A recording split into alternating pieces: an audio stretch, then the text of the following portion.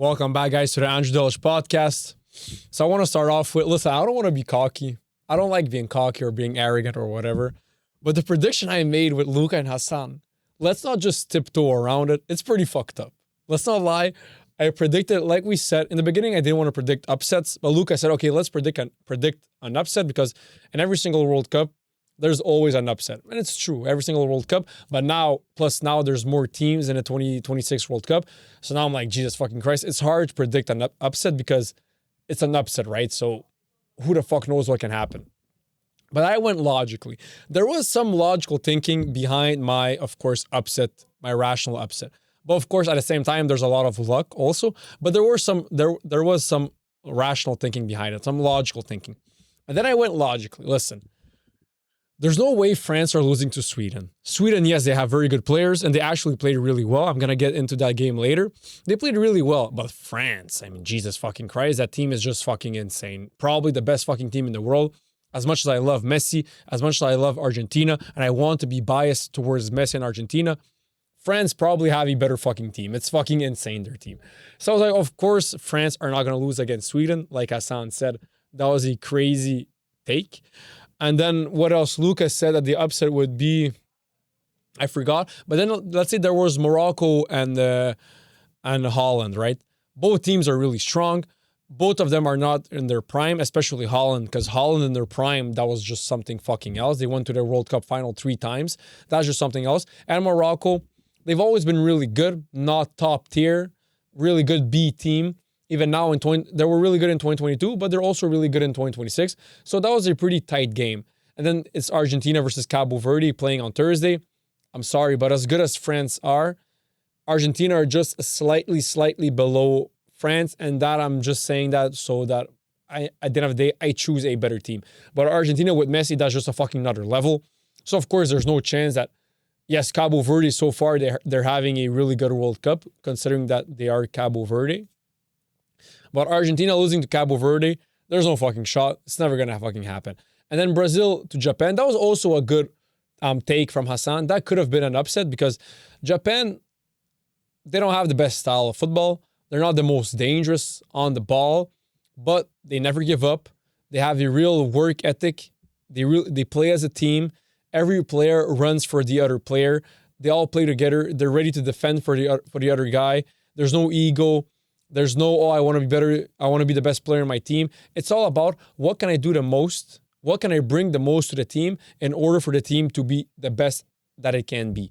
So it's all oriented around the team and not around one single player, Japanese football. So that's why when it comes to football, of course, it being a team sport, they play really well. But them winning against Brazil, I mean, yes, Brazil, did they have the best beginning of the World Cup? No, but they played against Morocco. Morocco are a really strong team. It was their first game. Morocco went into that game as an underdog, meaning that they had less pressure on their shoulders because for them, it's a win-win scenario. It's either they win against Brazil, everyone praises them, or they lose against Brazil and everyone says, well, of course, it's fucking Brazil. So they have way less pressure on their first game than, let's say, Brazil, right? But then after that, Brazil, in the second half against Morocco, they played really fucking well. And then those after games, they played really fucking well. Vinny is going actually crazy. And then if you watch the game, Brazil versus Japan, Japan played really well, but Brazil played way better, man. It was pure domination from Brazil, as it should be and as it was. It was pure domination. Vinny went fucking crazy. Like I've always been telling people forget who Vinny is. I've never been someone who was a Vinny fanboy. I've never been a Vinny fanboy. I've never been a Vinny fanboy as much as I'm a Neymar fanboy or a Messi fanboy. And then maybe sometimes when I talk about Neymar or Messi, I can be a little bit unbiased, although I believe that I'm not. But when it comes to these other players, which I don't have any emotional attachment to, I'm always going to be unbiased, always, right? Because I don't have any emotional attachment to them. And when I watched Vinny play, he's a phenomenal player. He's always been a phenomenal player. Ever since 2019, when he starting for Real Madrid as a 19-year-old, that's where he was playing more minutes, getting more of a starter role. The first time I saw him play, I immediately saw this guy is really talented. He's going to be one of the greatest players in the world, and he's a phenomenal player. Simple as that. I saw it once. He's always going to be that player. And then now, him being 25, going on 26, He's again, a really good fucking player. That's a fact. Vinny is always a good player. Maybe some seasons he has some downs, some up and downs. But at the end of the day, he remains a really good player. Now, him being the leader of Brazil because Neymar is injured, because I still stand by the fact that if Neymar was healthy to 100% and mentally he was 100% healthy also, he will by far be the best player not only in Brazil, but one of the best players in the world just after Messi, even though now he's 35. No, he's 34 right now. Even though he's 34, he's still the best player in the world, of course, after Messi. But since he's not healthy, either physically or mentally, he's not at the best shape of his life. Right now, Vini is the main guy for Brazil. And when you think about it, Vini doesn't have an Mbappe next to him in Brazil. He doesn't have a Rodrigo next to him. He doesn't have a Bellingham.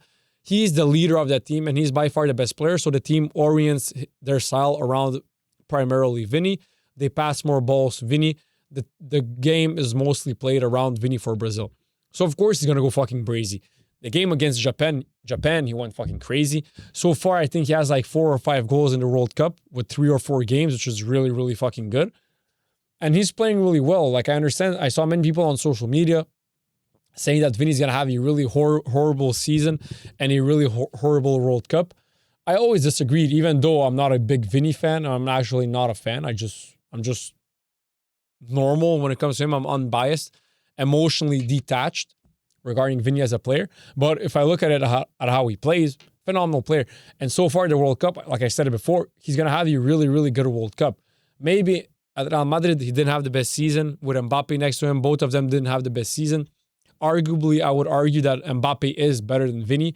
Real Madrid is Mbappe's team. Yes, they have Bellingham, they have Vinny, but Mbappe is the main guy at Real Madrid.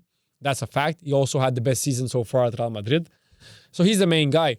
But Vinny, it's not like Mbappe is here and then Vinny is here. No, it's really fucking tight. Like, let's not lie. So far between those two players, the player who was the closest to winning a Ballon d'Or was Vinny. And like I said before, when Vinny got robbed, he actually did get robbed. Now, was it a big robbery? No, because Rodri that season had a phenomenal fucking season. And he was one of the best players in the world. So it was a robbery, meaning that, yes, if I had a choice between Rodri or Vinny that year, I would have gave it to Vinny. But giving it to Rodri, sure, why not? Because both had a really good season and were really, really good in their respective teams and respective seasons. So to get back to Brazil against Japan. Of course, Japan played really well, but if you watch that game, of course, Japan scored the first goal. So they led 1-0 for like 60 minutes, and then Brazil scored their first goal and then their second goal to qualify for the round of 16. Of course, it was going to happen, but it was a really good prediction from Hassan saying that it might be the upset of the tournament. I see how it could have been, but still, it remains Brazil. When Brazil play to their 100%, when Brazil are all there physically and mentally, all players on the bench, the coach and everyone, they always have winning chances in the World Cup. There isn't a single World Cup since 1930 being the first World Cup ever hosted. There isn't a single World Cup since 1930 where Brazil aren't heavy favorites to win it. Not a single World Cup. Every single World Cup, they're amongst the favorites, the heavy favorites to win that World Cup. Why? Because it's Brazil. 2002, they were favorites. 1998, 1994, 1990, 1986, 1982, 1978, 1974, 1970. They've always been favorites. 2002, 2006, 2010, 2014, 18, 2022. And now, even now in 2026, they're still favorites. Why? Because it's fucking Brazil. When you have a population of 200 million people living there, and they treat football not as part of their culture, but as a religion. Every single guy, every single kid plays football in that country. I've never seen so many kids play football in a country. I've traveled to many countries. Most of the countries that I travel to are highly, highly big cultures for football. Football plays a big part in their culture. I've been all around Europe where football in every single country is part of its culture. Football is the main sport in every single country in Europe. And then I went to many Latin American countries where football, again, is also a very big part of their culture. Every single country I visited, Italy, Spain, France, England, Germany, Serbia, Croatia, every single country I visited in Europe, they all really love football. And many, many kids play football. And you can see the big culture that football, the big impact that football has in their respective culture. Big, big fucking impact. I went to Brazil twice. Rio de Janeiro both times. From 8 a.m. to 10 p.m., everywhere on the streets or on the beach or on the grass, you see kids playing football, soccer, or futsal. Everywhere. It's either they're playing on the beach. If you go on the Copacabana beach, on the beach, you're always going to have many, many people playing soccer. Although that's not considered soccer. It's like beach, volleyball, soccer, whatever it's called. But it's the same concept. It's play with their feet. It's with a football ball. Same rules. It's football. If you go more into the streets, more into the city and more far away from the beach, they're either going to play on the grass or street soccer, street football, or in other words, futsal. So everywhere you go, everywhere you turn your head around, you see Brazilians playing football, soccer, futsal, beach soccer, whatever it may be. You see every single Brazilian kid playing soccer from 8 a.m. to 10 p.m. And then on top of that, you add a big culture. You add big culture, so meaning that the developmental centers in their academies are fucking phenomenal. Their culture, their IQ when it comes to football is phenomenal. When it comes to developing young kids, they're at the top of their game. They know exactly what they're doing. And on top of that, everyone has high football IQ. So the people who teach these young kids are really fucking smart when it comes to football. They know how to orient these kids into becoming the best version of themselves as football players. And like I said in the beginning, they have a population of 200 million people. Italy has a population of 60 million, 65. Spain probably like 30, 40 million. France also like 60 million. England has to be also close to like 50 or 60 million. They're all these Western European countries who are also heavy into football, soccer, like Germany also. They all have a population ranging from 40 to 80 million, right? And they all play soccer a lot. But if you look at Brazil, they have a population of 200 million, so more than double the population of these other countries. And on top of that, as much as Germans love football, as much as Italians love football, as much as English people love football, as much as Spanish, French people love football, I still believe and I still argue the fact that Brazilians love football more than these European countries who at the basis already love football to the max. Brazilians, it's like a level above all these other countries when it comes to football. So of course, if you look at Brazilian talent, they have the most talent always throughout history. If I was to pull up the top 10 players of all time list, fucking 5 of those players would be Brazilian. If I was to pull up the top 25 list, 15 of them would be Brazilian. Like, it's fucking crazy. It's the greatest footballing nation in the world. It's Brazil. That's why they have 5 World Cups, the most World Cups out of every single country. So of course, like I said so many times, Brazil always have winning chances in the World Cup. I don't care how it starts off. I don't care how it ends. They can always turn that switch and it's lights out and it's over for every single team that faces Brazil. That is Brazil's aura. That is the potential that Brazil has every single World Cup.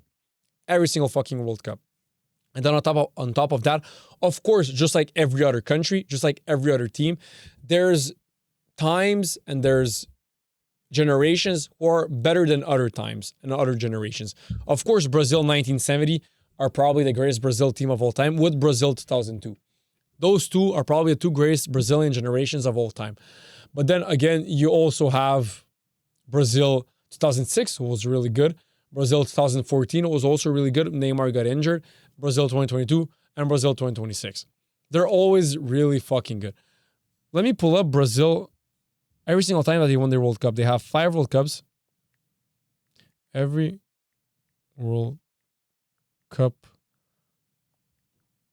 won by Brazil. Let's see what the dates are. I know it's 1970, 2002. So in 1958, they won it. In 1962, in Chile. 1970 in Mexico. 1994, United States. And 2002 South Korea and Japan. The last time Brazil won the World Cup is in 2002. If I might add, as much as I'm dick riding them right now, I'm actually just saying it how it is. Again, the fact that they are Brazil, the fact that they are the greatest footballing nation in the world of all time, the fact that they have a population of 200 million people, and that they only have 5 World Cups, that is an upset. That is, Brazil have underachieved in football considering that they are fucking Brazil and considering that they have everything that they have. Population, culture, love of the sport, IQ, and everything else. Considering that, putting all of that into consideration, and that the fact that they have only 5 World Cups, of course, they are the nation with the most World Cups. But again, it's for Brazil, 5 is considered an underachievement for them. It's considered a big, big underachievement for them. Right now, Brazil should have, if Brazil had Germany's mentality when it comes to football, Brazil right now would have 10 World Cups minimum.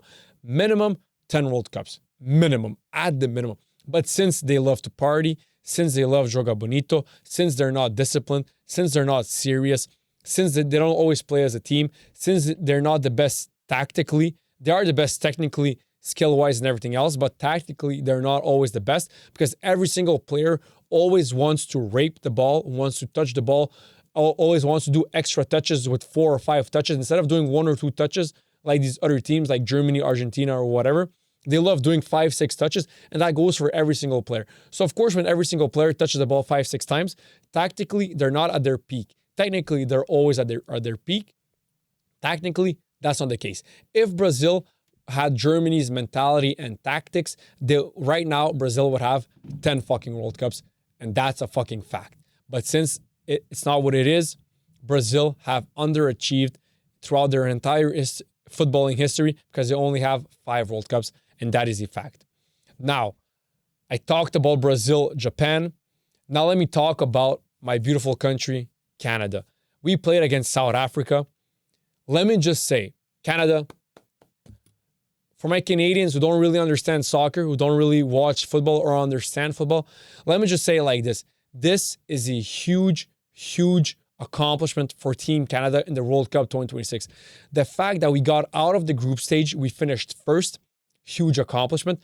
The fact that we played the round of 32 against South Africa and we won, huge accomplishment. And now that we're hitting the round of 16 in the World Cup, that is a huge, huge accomplishment. Whatever happens in the round of 16, no matter what happens, Canada has done their part and they've made a huge accomplishment. Special shout out to Steven Eustáquio, is that how we say it? Steven Eustáquio. Special shout out to him. The goal he scored against South Africa was fucking insane. Every single game since the first game against Bosnia, he's been balling like a real fucking baller, man. He's a real baller, Eustáquio. I'm proud of him. Really, really good football player. Really, really good. Scored an amazing goal against South Africa. And if I might add, Canada, so far this tournament, we're playing really fucking well. We're playing really well, considering that it's Canada. Of course, we're not playing like France. Of course, we're not playing like Argentina or like Belgium or like Morocco or like Croatia, of course. But Canada are playing really fucking well for considering that they are Canada. Believe me, we're playing really well. Against Bosnia, a nation that is in love with football and every single kid plays football over there. We didn't win, we tied, but we played better than Bosnia. Against Qatar, we fucking won 6-0. Yes, they had 2 red cards, but hey, that's part of the game. And we still managed to score 6 goals, and we played really fucking well. Really well. Against, what next game was against Austria, right? Switzerland? Or was it Switzerland? Austria? No, it was against Switzerland. Wasn't their best game, but still, they played against Switzerland. Switzerland, which is a nation who always had a really good success in the World Cup. We still played really, really well against Switzerland. And now, when I watched the game against South Africa, we actually played really, really well against South Africa. I want to give flowers to South Africa because they also played really, really well against Canada. But with an amazing goal from Eustáquio, we played really fucking well and we won it. Now we're going to play against Morocco. Let's not lie, Morocco are really fucking good at football compared to Canada. Again, Morocco, they're a population of like 50 million, 40 million, just like Canada.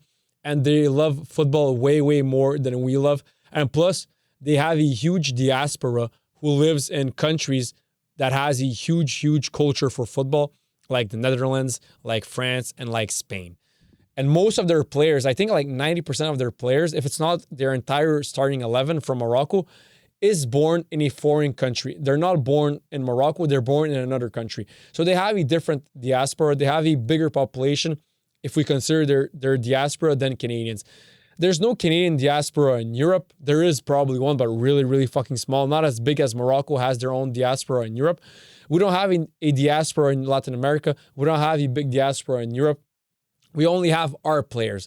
And for what we have, the population of 40 million, and considering the fact that in Canada, hockey is way bigger, American football is way bigger, basketball is way bigger, and even probably baseball is also bigger than European football here in Canada. Considering that fact and considering that we're playing how we're playing, this is a huge accomplishment for Canada. And if somehow, I don't see it happening, if I remain unbiased, we're going to lose to Morocco. We're going to lose to Morocco. They're going to play way better, and it's going to be a clear win for Morocco if I have to make a prediction. But if somehow we manage to win against Morocco and then go to the quarterfinals, that would be fucking sensational, and that would be simply phenomenal. If we manage to win against Morocco and make it to the quarterfinals, and then if we make it to the quarterfinals, is it against France? No, it's like against Spain. That's just fucking over. That's just like finish it. There's nothing you can do there. Let me go see. So Canada, so we're playing against Morocco Saturday. And then, okay, so if somehow we manage to win against Morocco, we're playing against the winner of France versus Paraguay. So if we reach somehow, just reaching the quarterfinals is going to be a really big job for us. But if somehow we manage to reach the quarterfinals, huge fucking accomplishment. But after that, we're probably going to face France, although they have to win against Paraguay first. But considering that it's fucking France, they're probably going to win 5-0 against Paraguay easy. And then we have to face France. Quebec, mes Québécois, I understand that most of your ancestors are from France, that we are generally from France, historically speaking. But we're going to get butt fucked from France if we end up playing against them in the quarterfinals. Like, it's going to be 10-0. And I'm not like exaggerating right now. I'm not doing hyperbole. I'm being serious. It can actually finish 6-0 for France against Canada. Easy. No red cards. 11v11 the entire game. It can finish easily 6-0. Like, I can only imagine an attack of Olise, Dembele, Barcola, Ordue, and Mbappe up front playing against Canada, man. That's going to be fucking crazy, man. I don't even want to imagine that, but it's probably not going to happen. Chances are that Canada play against Morocco. We lose to Morocco, and then Morocco goes on to the quarterfinals. And then, again, Morocco will probably get destroyed by France because Morocco, as good as they are, they're not even close to being as good as France are. And that's just a fucking fact, man. But again, like I said, Canada, I'm proud of you guys. And to all my Canadians who don't really watch soccer, who don't really understand football, soccer, just understanding one thing. Right now, we should all be extremely proud of the boys and of Stephen Eustáquio. And talking about Stephen Eustáquio, I want to talk to you guys about something what I read about, and it's really heartwarming, and he deserves even more praise considering that this is his life story. Stephen Eustáquio lost his mother to brain cancer in 2023. Then just 1 year later, he lost his father to a heart attack. Today, he became a hero in Canada after scoring a 92nd minute winner to send them into the round of 16. Eustáquio broke down in tears in a post-match interview after being asked about his family. The reporter interviewing him responded perfectly, and he said, "Canada says thank you." I'm getting goosebumps just reading at it, but that's true. Stephen Eustáquio, you're a real Canadian hero, and we all congratulate you. And what you had to surpass, what you had to overcome, all the challenges in your personal and professional life, and then you going into the round of 32 against South Africa and scoring a phenomenal goal, and the entire tournament playing like a real baller. Congratulations, man. You won every single Canadian's heart, and that was just fucking phenomenal, man. Okay, speak of the devil, Germany versus Paraguay. Like I predicted, Paraguay won against Germany and on penalties 4-3 against Germany. Now, who played better that game? Germany. Of course, they played better. I cannot lie. But now, did they play way better than Paraguay? Nah. Like, let's not cap, let's not abuse. They didn't play way better than Paraguay. They did play better. But if you look at the game, like I did, if you look at the game completely from first minute to last minute and then penalties, it was pretty tight. Paraguay, man, congratulations to Paraguay. You guys kicked out Germany, and you guys were playing like real fucking, like you guys went out on that pitch with your heart on your chest. Every single player you guys ran, every single minute you guys were running, defending, fighting, creating chances, and you guys never gave up. You guys really played with heart that game, and that is why I'm really fucking happy that you guys won against Germany. Of course, also the fact that I predicted it, and that's really actually fucking insane that I got that prediction, because that's a crazy prediction. Now, I'm not a gambling man, but maybe I should start fucking gambling, but I'm really not a gambling man. But if I would have gambled like $100 on Paraguay, I would have made like a fucking 5 times my money, because that was the difference between Paraguay and Germany. So like I said, yes, Germany played better, but not convincingly way better. Not way better. Paraguay, they played their hearts out, or like Lucas says, they played their dicks out. But they played their hearts out, and they never gave up, and they really gave it their all. Now Germany, what the fuck are you guys doing? Paraguay, congratulations, all the most praise to you. You guys surpassed everything that people thought about you. But now let me talk to Germans. Germany, what the fuck are you guys doing? What the actual fuck are you guys doing? You guys have 4 World Cups. And you guys are some of the greatest, if not one of the, you guys are actually one of the greatest footballing nations across the world. And you guys get eliminated in the round of 32 against Paraguay. What the actual fuck are you guys doing?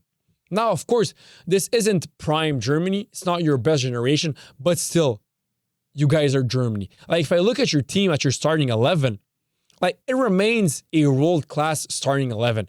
Manuel Neuer in goal. Joshua Kimmich, which is arguably one of the best right backs in the world. Rudiger and Ta as center backs, arguably some of the 2 best center backs in the world. Brown at left back, and Meka and Pavlovic as central defensive midfielders. Sané, Undav, and Wirtz up front with Kai Havertz. World-class players making multi-million dollars playing in top-tier teams in Europe. And you guys lose against Paraguay? What the actual fuck? Last World Cup, 2022, you guys got eliminated in the quarterfinals, round of 16. Again, what the actual fuck? 2018, again, you guys got eliminated really early on. And then 2014, you guys went crazy because you guys truly had a fucking phenomenal team. 2014, you guys won 7-1 against Brazil at Brazil in the semifinals. That was just fucking probably the most humiliating performance at any World Cup ever. But actually, guys, what the actual fuck? Right now, Germany, you guys need to wake the fuck up. And by me saying that, Italians, if you guys are watching this, don't think I forgot about you guys. You guys haven't qualified for the World Cup since 2014. Italy, what the actual fuck? You guys have 4 World Cups. And just like Germany, you guys are one of the best and biggest footballing nations of all time across the fucking world. And you guys haven't qualified for the World Cup 3 World Cups in a row now. What the actual fuck? I'm not going to be easy on you guys, because the bars that you guys have set for yourselves is so high that you guys have some minimum bars to meet every single World Cup. And not qualifying for a single World Cup, as much as I love Italy as a country, as much as I love traveling to Italy, as much as I love visiting Italy, as much as I love your woman, as much as I love your food, as much as I love your culture, as much as I love all your cities, what the actual fuck, guys? You guys have 4 World Cups, and you guys for the past 3 World Cups couldn't qualify. In 2018, you guys didn't qualify for Russia. In 2022 for Qatar, you didn't qualify. And now for 2026, that's a disgrace. That's a real fucking disgrace. Considering that Serbia qualified in 2022, Haiti qualified in 2026. Although granted, it is in a way not fair, because in order for Italy to qualify for the World Cup, they have to play against other European teams. And it's way harder to win against other European teams than it is for Haiti to win against other Caribbean teams. It's not the same competition. So of course, by Haiti qualifying for the World Cup, it doesn't make them better than Italy. Not even close. If Italy was to play 10 games against Haiti, they would win 9 out of 10. So, of course, at the same time, there is the logic of, but yeah, Haiti only has to compete against other shitty teams in the Caribbean and in Central America, whilst Italy has to compete against other European teams in order to qualify for the World Cup. So I feel like that's one thing that we should change when it comes to World Cup qualifications. But I guess they're trying to be fair for all continents. But at the end of the day, the World Cup should be for the best countries in the world when it comes to football. I don't care if all of those countries come from Africa, from Asia, from Europe, from Latin America, from North America, from wherever. I always want to see the best nations play every single World Cup. And if I might add, this is something that I feel like should be a law for every World Cup. If you're a nation and you ever won a World Cup, you should automatically be qualified for every single World Cup. So Uruguay have 2 World Cups. They should automatically be qualified for every single World Cup. Brazil, Argentina, Spain, France, England, not Portugal, not Haaland. They never won it. Germany, Italy. If you're a country from Europe, Africa, whichever part of the world, and you guys have ever won a World Cup, that should mean that you guys, for the rest of footballing history, as long as football exists and as long as the World Cup tournament exists, every single World Cup, you guys should be automatically qualified for that World Cup. That is how I see it, and that is my logical and rational take regarding qualifications for the World Cup. They're probably never going to put it into place, but I feel like that's really logical, and I feel like that should be the case because a World Cup where there's no Italy, that's a fucking disgrace. That's a fucking disgrace. Of course, in the qualifications, they have to play against other European teams, and in one game, anything can happen, but Italy remains Italy. Germany remains Germany. England remains England. France remains France. Spain remains Spain. Brazil remains Brazil. Argentina remains Brazil. And the list goes on. So that is my take. But Germany, this is a pure disgrace. And if I'm going to talk about the penalties right now, Germany against Paraguay, Manuel Neuer fucking went crazy. Yo, how old is this motherfucker? He has to be like 90 years old. Manuel Neuer, he's 40 years old.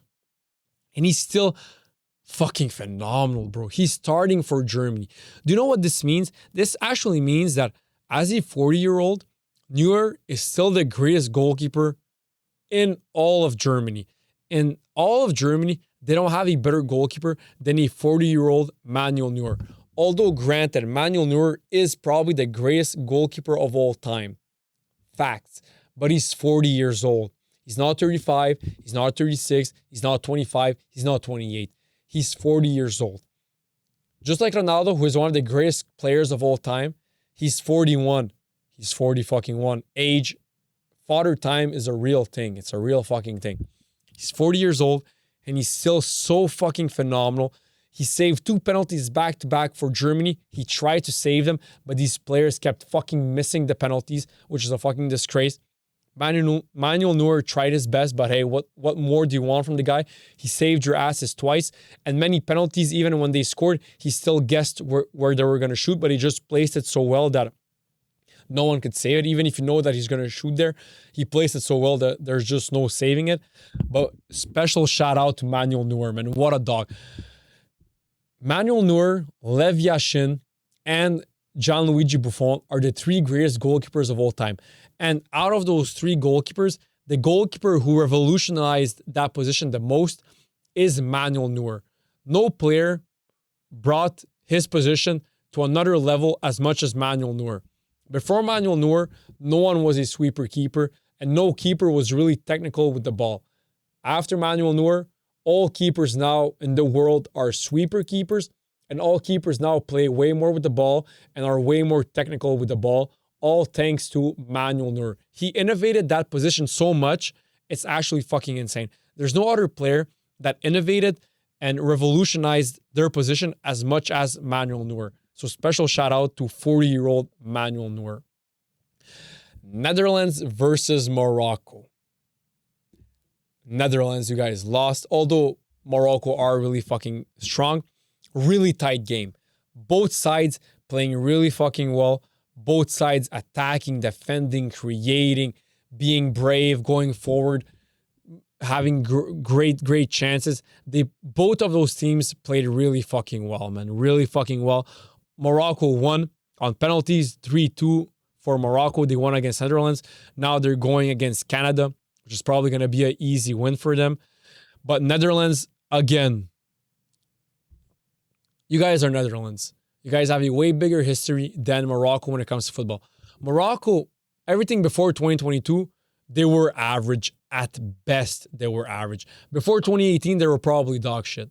Now with 2022, they had a really good generation with Hakim Ziyech, Hakimi, and other players. They had a really, really good generation. But you guys remain Haaland. Of course, you guys, it's not the same Haaland as they had before with Marco van Basten, Johan Cruyff, Frank Rijkaard, Ruud Gullit, and many other phenomenal players. It's not the same Haaland. You guys aren't in your prime like you guys were before. But still, it's Haaland, a nation that strives on football and is obsessed with football. Haaland versus Morocco. Let me pull up the stats of this game. So lineups. Let me start with the lineups. Like, look, Netherlands, of course, they're not in their prime, but they still have a really good lineup. Verbruggen in goal. Dumfries, Van Dijk, Ake, Van de Beek, Gravenberch, Frenkie de Jong, Somerville, Brobbey, and Gakpo up front. Of course, like I said, it's far from being the Haaland that we know. The Haaland that we know and that we all fell in love with and that brought joy to football with Johan Cruyff, Marco van Basten, Frank Rijkaard, Ruud Gullit, and many other legends. Arjen Robben, Schneider, Robin van Persie. The list goes on. They have phenomenal fucking players. It's not the same Haaland. But if you look at Morocco, how they played with Yanis Bounou in goal, Mazraoui left back, Riyad and Diop as center backs, Hakimi as right back. Hakimi, although is probably the greatest right back in the world, if he's not the greatest, he's one of the greatest right backs in the world. Ainaoui and Bouadi in defensive midfield. El Kanous, Unahi, Brahim Diaz in central attacking midfielder. And then Saibari up front.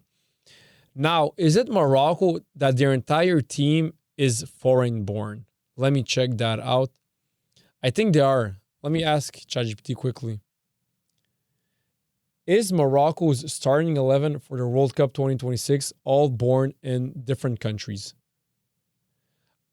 I think they're all born in different countries. So they do have the advantage of having, first of all, a huge population in Morocco and then having a huge diaspora across the world. Morocco starting 11 at 2026 World Cup made history because all 11 starters were born outside Morocco, but they were not all born in different countries. So you see, all of Morocco's starting 11, all of them, yes, they're Moroccan by origin, just like I'm Serbian by origin, but they're all born in different countries. Achraf Hakimi, Brahim Diaz, and Shadi Riyad are all born in Spain, born and raised.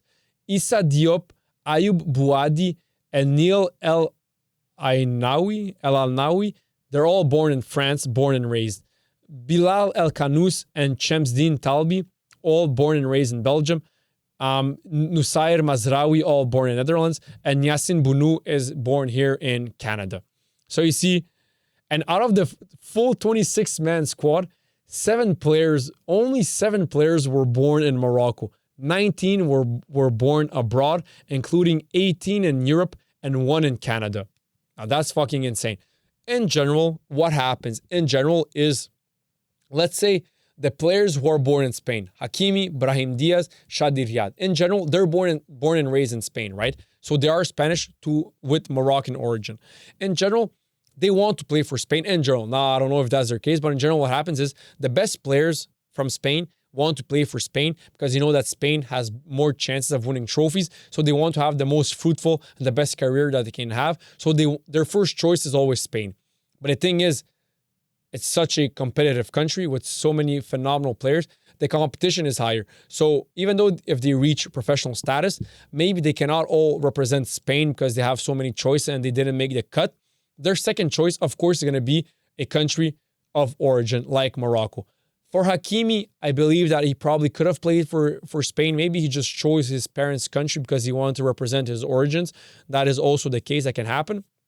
But in general, that's what happens in general is the players born in that country want to play for that country, especially if it's a European country. Just like all French players, right? Out of the 11 players who start for France, 9 of them have foreign-born parents. Mbappe is born in France, born and raised, but his mom is born in Algeria, and his dad is from Senegal, his dad is from Cameroon. Just like Dembele, just like all these other players. But since they are the best players, and they're all born and raised in France, they got a chance to represent France. Of course, they know that they have more chances of winning their World Cup than if Mbappe plays for Cameroon, and then Dembele plays for Congo, and whatever, they all disperse themselves. They're not going to win shit. At the end of the day, they want to win trophies because yes, they can maybe be proud of their parents' origins, as they should be. But at the end of the day, they're football players. They want to have the best career that they can have. So they're always going to play for a country that has more chances of winning the World Cup. Just like me, I'm born and raised in Canada. My parents are from Serbia and Croatia.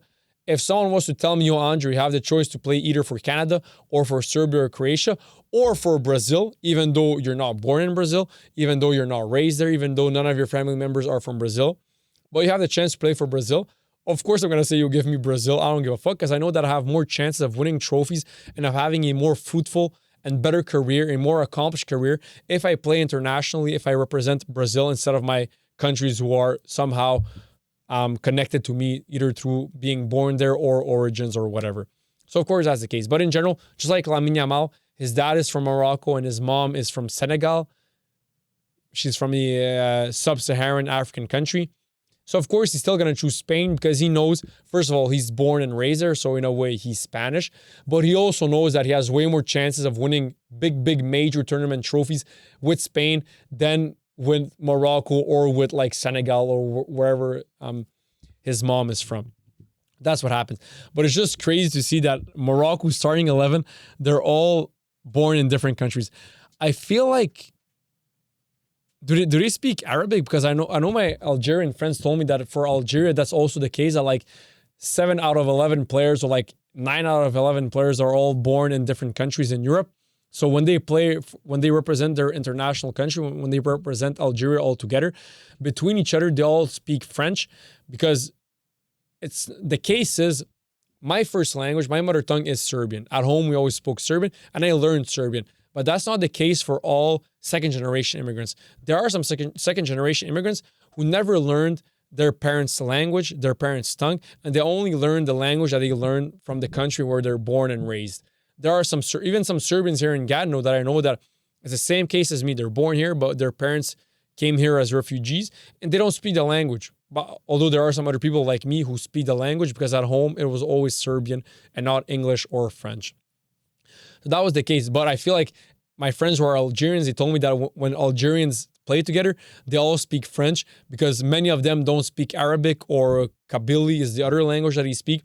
So they speak French. So I'm curious to see what language they speak in Morocco. Maybe they speak Arabic between each other because 3 of them are born in Spain. Then the other 3 are born in France. Then the other 3 are born, and the other 2 are born in Belgium. 1 is born in Netherlands and 1 is born in Canada. So in Netherlands, of course, they speak Holland. Netherlands, what's the language? Holland. And Belgium, they either speak German, French, or what's the third language? Italian? What's the third language, Matt? En Belgique, c'est quoi qui parle français, allemand et flamand, c'est ça, yeah. So they either speak Flamand, French, or German, although Flamand and French are probably the 2 languages that they speak the most. And then in France, they speak French. But then in Spain, they speak Spanish, right? Like Hakimi speaks Spanish, Brahim Diaz speaks Spanish, and so does Riyad. So I'm just curious to see what language they speak.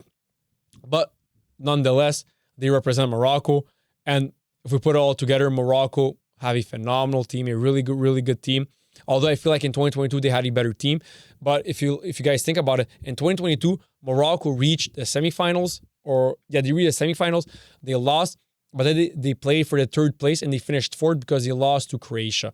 So Morocco, they finished 4th in 2022, and now they have big chances of again having a really successful tournament. But I see them winning against Canada easily, but I don't see them having any chances against France. I'm sorry, you guys have really good players, Morocco, but it's fucking France. You guys have 0 chances against France. And it's just not going to happen. And if I might add, if I might be even more bold, I hope to God that Canada wins against Morocco. Because if Canada manages to win against Morocco and then go to the quarterfinals, that would be fucking insane for Canada, man. But if I'm staying rational, if I'm staying unbiased and logical, Morocco are going to win against Canada, and then they're going to lose against France. Côte d'Ivoire versus Norway, 2-1 for Norway. Really good game on both sides. Côte d'Ivoire have always been a really good footballing nation. So has Norway. Historically speaking, they're pretty similar. Maybe Côte d'Ivoire has a couple of better legends, considering that they have Yaya Toure and Didier Drogba. But then Norway now has Martin Odegaard and Erling Haaland, so they have really good, phenomenal players also, Norway. But I just want to highlight quickly, it's crazy how many goals Haaland has, considering that he plays for Norway. Let me go look at the top scorers right now. World Cup top scorers. So look, so far, of course, Messi is first. Thank God. 3 games played for Messi, 6 goals. What the actual fuck? Yes, he has an average of 2 goals per game, Lionel Messi. 3 games played, 6 goals. Vinicius Jr., 4 games played, 4 goals. Vinny Jr. right now is second. Mbappe, 3 games played, 4 goals. Now, he has 4. Is this updated? He's supposed to have 5 goals now, Mbappe, right? World Cup 2026. Yeah, Messi, Luka. What the fuck? ESPN, it should be updated. It's fucking ESPN. Oh, here it is. Okay, there you go. Okay, I'm okay with that. Yeah, so Mbappe right now has 6 goals, that motherfucker. He loves scoring goals, man. He has 6 goals, but he has 4 games played with France. That's why Messi has 6 goals, but he only has 3 games played. Erling Haaland, this is what I want to talk about. Erling Haaland is third in the race for the Golden Boot for the World Cup 2026. He has 5 goals. He has 1 goal less than Messi and Mbappe, and he plays for Norway. Mbappe has 6 goals. Phenomenal player. I'm not taking anything away from him, but he plays with France. You have Olise giving him crazy passes, Dembele giving him crazy passes, Doué or Barcola feeding him, Adrien Rabiot, Chouameni. They're all feeding Mbappe to score goals, and he's playing with fucking France. The best team this World Cup. Then you have Messi, of course. Messi, I'm never going to take anything away from him. He's a fucking GOAT, and right now he's the best player in the world. But he's still playing on Argentina. As good as France, or if they're not as good as France, they're the second best team so far this tournament. He's playing with Argentina. Erling Haaland is playing with Norway. They're not bad, but they're not phenomenal.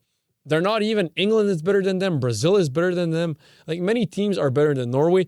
And Erling Haaland still manages to have 5 goals, just 1 goal below Messi and Mbappe. Your Erling Haaland is a phenomenal number 9.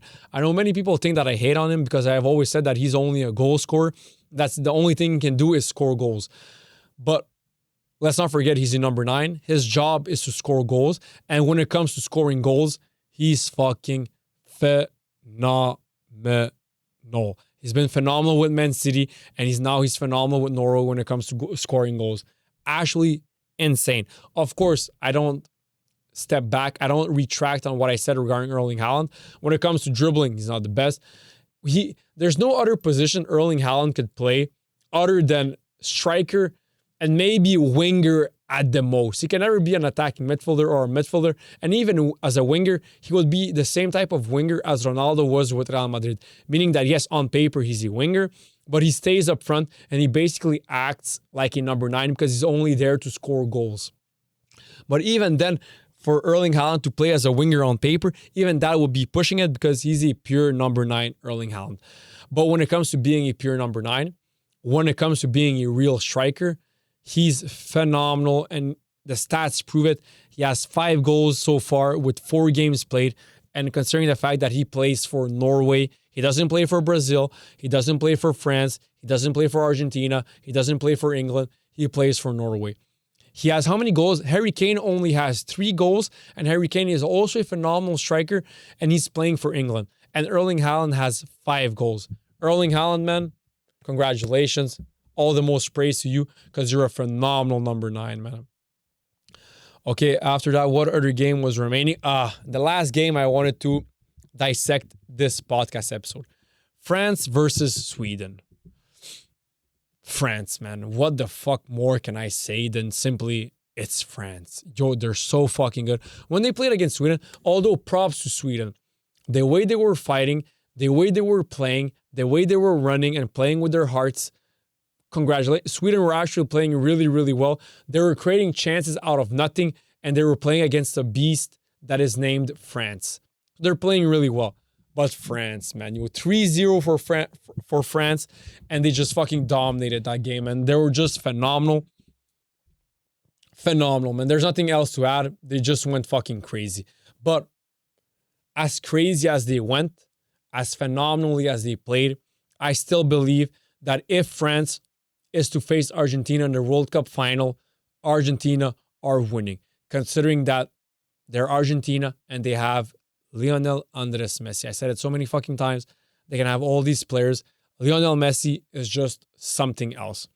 Now, let's quickly do the brackets for these teams that got qualified for the round of 16. So we have, where can I see it? Lineups. No, so I'm going to write World Cup here. World Cup knockout, perfect. Here we have it. So far for a knockout, we know that Canada are playing against Morocco Saturday, July 4th. And we know that Paraguay are playing against France Saturday, July 4th at 5 p.m. We also know that Sunday, July 5th, Brazil are playing against Norway. And that is it for what we know for the round of 16. So quickly, Canada against Morocco. Morocco are winning it. Does Canada have any winning chances? Yes. 20%. 30% at the most, because considering how Canada played, they played really well. And if we can have a healthy Alphonso Davies playing, then those chances might go up to 40%. Because Alphonso Davies, when he's healthy and when he's playing to his 100%, he's fucking phenomenal, Alphonso Davies. When he got in against South Africa, what a difference for Canada, man. What a difference for Team Canada. Alphonso Davies is one of the best left backs in the world currently in the world football. So we need Alphonso Davies, but he's injured, and I'm not sure if he's going to be able to start against Morocco. If he's able to start, then it's 60-40 for Canada. For Morocco, they're still better, but Canada with Alphonso Davies and with all their other players, they're good, man. France versus Paraguay. Let me be nice. 99 to 1% chance of France winning. And by me saying 1% to Paraguay, that's actually me being nice. That's what I meant by let me be nice. They have 1% chance of winning, but yeah, France are winning it. So for the quarterfinals in that bracket, I see France against Morocco. Brazil against Norway.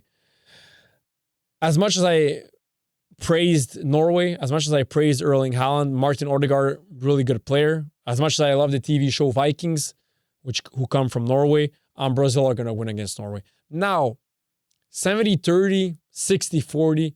No, more like 70-30, 80-20. If I'm being honest, it's Brazil. Norway played well, but they played against Cote d'Ivoire. So it's a huge difference between Cote d'Ivoire and Brazil. So I see Brazil winning 70 to 30% chances or 80 to 20% chances. Now, let me do these upcoming round of 32 matches. England versus Congo. Congo, I have many friends who are from Congo. You guys aren't that good. You guys defend well because you guys are really physical. You guys defend well. You guys run a lot. But at the same time, you guys fucking put all your 10 players in the box, and plus you have your goalkeeper. So all your 11 players are in the box defending. So maybe that's why you guys defend well. But yes, you guys do kind of defend well. But when it comes to creating chances, when it comes to creating plays, and especially when it comes to finishing, you guys are really fucking bad. And I'm being generous right now. I'm being kind right now. So England versus Congo, I see England winning easily because England on paper have a phenomenal team and they're playing really, really fucking well. Special shout out to Jude Bellingham. He's playing phenomenally. He won 2 men of the matches so far for England. He's one of the best midfielders in the world. I've always said it. He is one of the best midfielders in the world, and he's proving it so far in the World Cup. And little side note, so far, all the best players that we know from Europe, they're all proving it on the big stage now in the World Cup. Vinny, Mbappe, Haaland, Bellingham, Dembele, Doué, Messi, they're all proving that they are who they are. Except for Portuguese players like Vitinha and Bruno Fernandes. They're not playing their best, although Vitinha remains one of the best midfielders in the world, but he's not proving it so far. Lamine Yamal is playing phenomenally. When he played against, I forgot against which team quickly, but when he played against that team, he went fucking crazy. He had to get subbed off because Of course, he was injured. Against South Africa, of course, he got injured, so he had to get subbed off, but he just played fucking crazy. Pedri is also playing really well. So is Rodri. Spain are also playing really well. And let's not forget, Spain have high chance. As much as France and Argentina have chance of winning the World Cup, Spain are up there with them or just slightly below them, because I feel like Argentina and France are the two clear favorites. And again, like I said, I see Argentina facing France in the World Cup. Belgium versus Senegal. 60-40 for Belgium. I feel like Belgium has the upper hand against Senegal to win, although Senegal are really good. They always play really well with Sadio Mane, Koulibaly. They always have really good fucking players. So that's why it's 60-40. If Senegal end up winning, I'm not going to be that surprised. I'm like, oh, sure, yeah, why not? I mean, if Paraguay can win against Germany, then Senegal can easily win against Belgium. But altogether, I feel like it's 60-40 for Belgium. USA versus Bosnia. 70-30 for USA. Bosnia, I know you guys have legends of the game, my family members, whatever. But if I guys look at your past performances, it's really fucking bad. Of course, against Qatar, you guys won handsomely, but it's Qatar. They're really shit at football. Really bad at football. If I look at how you guys played against Canada, not good. If I look at how you guys played against Switzerland, really badly.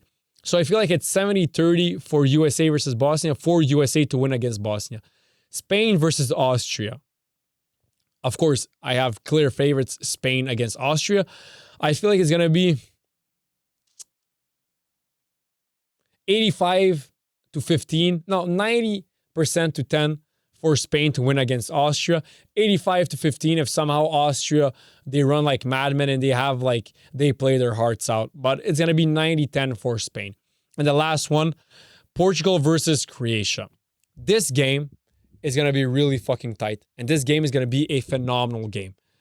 I see Croatia winning against Portugal. On paper right now, Portugal have a better team on paper.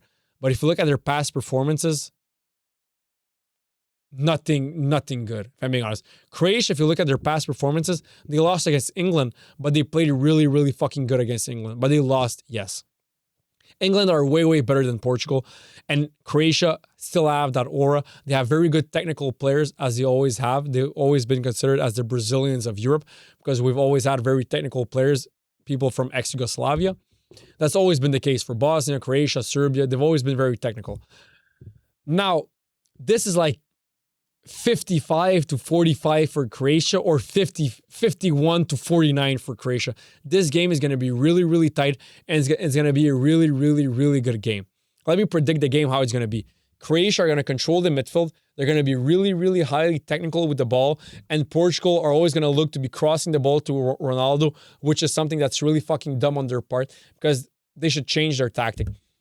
If Portuguese, listen to me. Portugal, listen to me right now.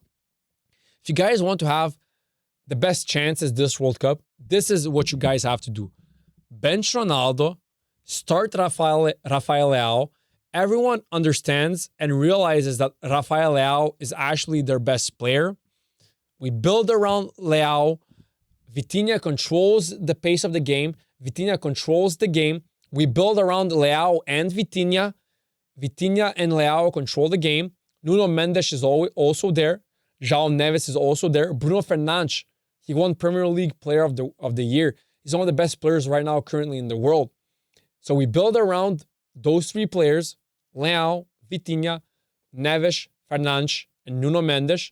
We take out Ronaldo, so we don't have to build our team and our plays around Ronaldo, but we build it around these other players. I'm not saying you guys are going to win the World Cup. I'm not saying you guys are going to become a S-tier team to win it, but you guys are going to, well, if you guys do that, and if you guys adopt that mentality and that style of play, and you guys adopt everything that I just said you guys had to adopt, you guys could reach the semifinals and play for the third place and finish third this World Cup. I don't see you guys, even if you guys do that, I still don't see you guys reaching the finals, or even less winning it. I don't see that happening. But I see you guys reaching the finals and you guys finishing third when you guys play for the game to decide who's going to finish third for this World Cup. I see that happening. But the only way that it can happen is if you guys do what I just said you guys have to do. So guys, that was it for this episode. See you next episode Thursday to now do commentary analysis for the games I just predicted, and then to again predict these upcoming games. So that was it for this episode, guys. See you next episode. Peace out.